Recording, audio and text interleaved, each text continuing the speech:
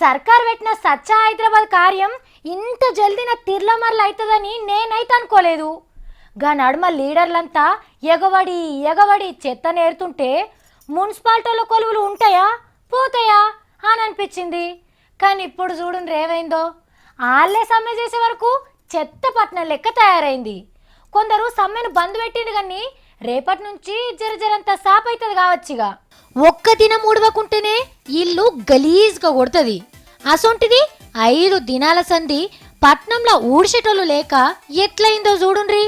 AD చెత్త అన్నే గుట్ట లెక్క వేరుకపోయింది. మోరీలల్లా చెత్త కట్టగట్టినట్టయి గలీజ్ నీళ్ళన్నీ కాల్వలై పారుతున్నాయి రోడ్ల మీద. ముక్కు మూసుకుంటే తప్ప రోడ్ల మీద నడిచే పరిస్థితి లేదు. కంపు భరించలేక పబ్లిక్ కంప్లైంట్ల మీద కంప్లైంట్లు చేస్తుంటే జిహెచ్ఎంసీ ఆఫీసర్లు కూలోళ్ళను తీసుకొచ్చి సాఫ్ చేపిస్తుంటే అడ్డంబడి అరెస్టులయ్యిండ్రు సఫాయి కార్మికులు. ప్రైవేట్ బండ్లు ఇచ్చే పైసలు మాకిస్తే మేము ఎందుకు చేయం?